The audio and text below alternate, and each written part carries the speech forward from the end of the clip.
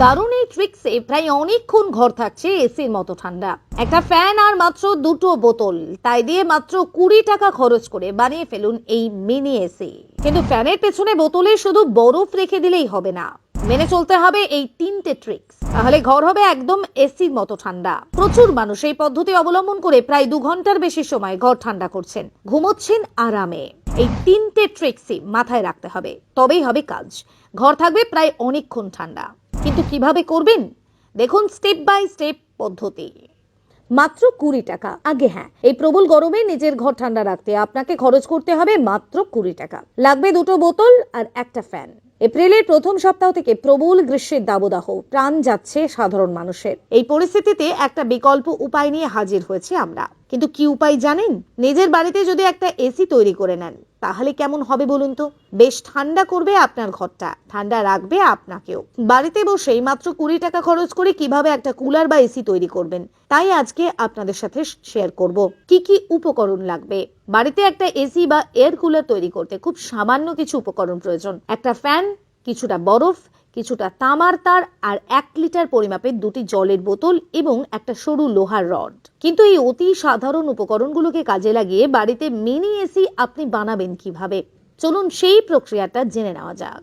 Mini AC তৈরি করার জন্য প্রথমেই বোতলগুলির পিছন দিকে একটা ধারালো ছুরি দিয়ে এইভাবে গোল করে কেটে ফেলুন। কিন্তু মনে রাখবেন, ভুল করেও পুরোটা কেটে ফেলবেন না, কিছুটা অংশ যেন মূল বোতলের সঙ্গে অবশ্যই জুড়ে থাকে। তবে এবার লোহার সরু রড গরম করে নিন। তারপর ওই গরম রডগুলি দিয়ে বোতলের গায়ে এভাবে ছোট ছোট ছিদ্র করে নিন। গরম লোহা প্লাস্টিকের সংস্পর্শে এলে প্লাস্টিক সহজেই গলে যায়। তবে অসুবিধা থাকলে বিকল্প হিসেবে আপনি এই ধরনের ছিদ্র করতে অন্যান্য কোনো পদ্ধতি অবলম্বন করতে পারেন। এরপর একটা তামার তার বা সরু দড়ি এই ছিদ্রগুলির একেবারে উপরের 2টি ছিদ্রে ঢুকিয়ে দিন। তারপর সেই তামার তার বা সরু দড়িগুলোকে ভালো করে টেবিল ফ্যানের পেছনের দিকে যে জালিটা রয়েছে সেটার 2টো সরু রডের মধ্যে থেকে ঢুকিয়ে এভাবে টাইট করে বোতল সহ বেঁধে নিন। এতদূর পর্যন্ত যে কয়েকটা ধাপ বললাম তা সম্পূর্ণ বিনা পয়সাতে আপনি করে ফেলতে পারবেন।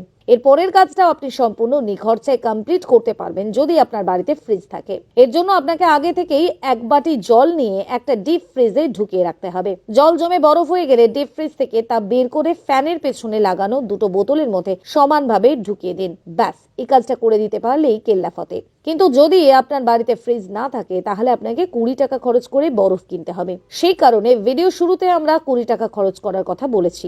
আপনার বাড়িতে ফ্রিজ না থাকলে বাজার থেকে 10 বা 20 টাকার বরফ কিনে তা ঢেলে দিন ফ্যানের পেছনে লাগানো জলের বোতল 2টির মধ্যে।